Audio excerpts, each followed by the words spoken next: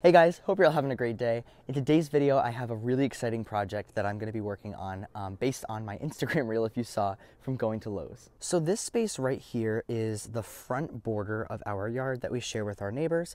This is a hedge of forsythia. If you remember from the spring, these were cut back all the way to the ground, so they've obviously grown quite a bit this season. They haven't been pruned at all, but my plan is to actually prune them back quite a ways, so that way we have some more room in front of it. I did extend this bed out quite a bit because it used to just be grass all the way up to the forsythia hedge, but we do have like a good maybe like 4 to 5 feet once I end up cutting the forsythia hedge back, and I am going to be doing another hedge in front of it of Weigela. So this is the haul that I have from Lowe's from the other day. All their shrubs were 75% off, which is incredible. These are all a type of Weigela called spilled wine. If you remember, I actually do have one of these in the garden.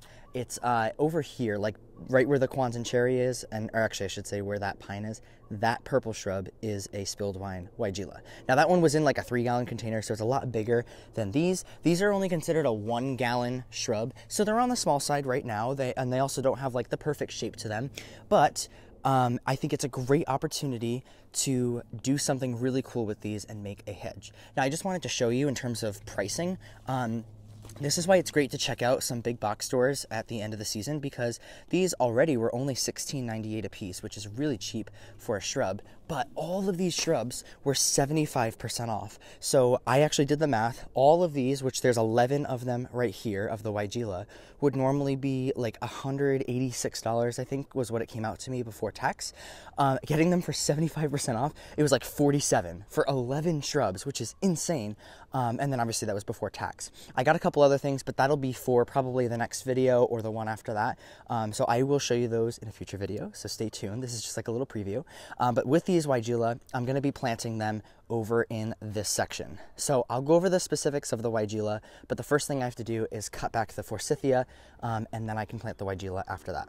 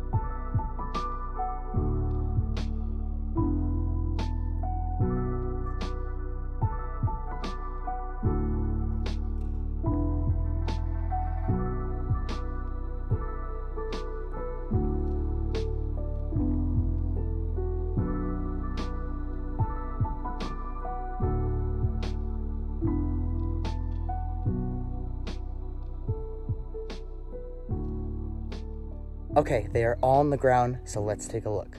So starting off with obviously the saguaro sleepers here, we have our whole hedge of 11 Weigela, and again, these are all the variety called spilled wine. I know it's a little difficult to see what they look like right now, but you can kind of see each individual plant. It's just that the mulch that was underneath this top layer is a lot darker, so when you kick it up, it makes the whole thing look a lot darker.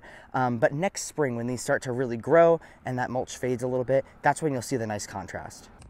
So as you can see, I have the whole hedge here. There's 11 Weigela here, and they're spaced 3 feet apart. I also cut back these forsythia, and the idea that I have in mind is that these forsythia are gonna bloom early in the season. Generally around like March to April is when these bloom.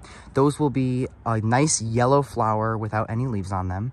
Once these are done flowering and then they put on their green leaves, that's when these are gonna start to leaf out and flower pink flowers for the good, like I would say, the better part of a month. These are gonna have nice pink flowers. So we'll have yellow, and then we'll have pink, and then when these are done, this will be a nice green wall, and we'll have a nice purple blob, I guess, in front of it. So there's nice contrast. The funny thing about Weigela and forsythia is if you take a look at these leaves here, that's like the nice dark purple color. These have almost the same exact look to them. It's just that they are green. So we're talking about pretty similar textures. Those are gonna have slightly larger leaves on them, but at least these are gonna have a much different color. So even when these aren't in bloom, they'll still be a nice contrast. Now in the winter time, it's still gonna look like sticks for this entire section, and I'm totally okay with that because there's plenty of other spaces in my garden where there's gonna be nice winter interest. Not to mention that at the end of this hedge, I have this true blue saguaro cypress here. So this will be a nice evergreen structure. And if you take a look all the way at the end, there is a juniper there. And I didn't want to put this hedge all the way to the end, like right up to the junipers, because my hope is that maybe I could put like a couple of evergreens or something like that here. Something that might provide a little more winter interest and just to kind of finish up this space here. Still thinking about that. I might be able to fit something small in here too, but at the very least, we've got this whole hedge and that completes the space for now. Oh, Camus here. So here's the tag for the Weigela. Just some quick facts. It's gonna want full sun, and I will make a point by just saying that this is definitely full sun over here. As you get closer over here towards these trees are gonna provide some shade in the summertime. But I will say that those 2 rows of Sharons that you can kind of see back over here, it's that lighter green color, they do still bloom in the summer. So I think that there's at least enough sunlight. And worst case, these few shrubs, like these last 4 or 5, just are gonna bloom a little bit less than the other ones over here. But I also wanna do some trimming just to kind of thin out some of these branches to let a little bit more light in. Besides that, these are hardy in zones 4 through 8. They're gonna get about 2 to 3 feet tall, 3 feet wide, and spacing says 3 feet, which is what these are spaced at. Now, they're gonna get bigger than 3 feet in the end. They're probably gonna end up getting like 4 to 5 feet wide, but if anything, it'll just be one large purple hedge, and I'm totally fine with that. And these do say medium deer resistance. I haven't really had any issues with my other Weigela so far with anything eating them, but you never know. And I decided to go with the spilled wine variety because I also had access to getting the wine and roses variety that was on sale too. But the wine and roses grows a lot more just like a typical shrub where it's about like 4 to 5 feet tall and then 4 to 5 feet wide. Again, probably bigger than that over time. The spilled wine has a nice kind of arched effect. Think about how it's called wine and roses versus spilled wine. This has that kind of like spilled look to it. And I think that having that on a little bit of a hill in front of a forsythia that naturally grows a lot more upright, it's going to look really nice having kind of that spilled like architectural look to it. So I'm not planning on pruning these Weigela. I might do like 1 prune this fall just to shape them a little bit so that way they all grow nice and full, which sometimes you just have to do with shrubs anyways. But then after that, I'm not gonna touch them. I'm just gonna let them do their thing. And I also thought about planting a row of like hydrangeas or something like that. Especially I was thinking about doing like a row of Incredible hydrangeas, but this is gonna be so easy because there's practically no maintenance you have to do to these plants. And again, I'm planting stuff for my mom to take care of once I'm out of here, which who knows when that's gonna be. But I really don't wanna cause a lot more like stress or just work to do, and especially when there's like 11 more plants like that to take care of, you want to do something that's as easy to take care of as possible, and Weigela are definitely one of the easiest plants that you can grow. Okay, that's enough chit chat. I just wanted to tell you kind of what my preliminary plans were for this. I'm very excited that I was able to get these and that I could put these in this fall so that way they'll at least root in just a little bit. I also will mention that I put in composted manure into each one of them. Some of them had some pretty massive roots, like some pretty major root systems from those forsythia. So I tried to break them up as much as possible, really make some nice wide holes, and then put a bunch of compost in and mixed it with the native soil just so that way they could get a good start. So hopefully it doesn't stunt the plants in the future, but that certainly is going to be a possibility. If that happens to be the case, I might have to do some root pruning on those forsythia to help out those Weigela. So besides that, I hope you guys like this video. If you have any questions or comments, feel free to put them in the comment section down below, and I will see you in the next video.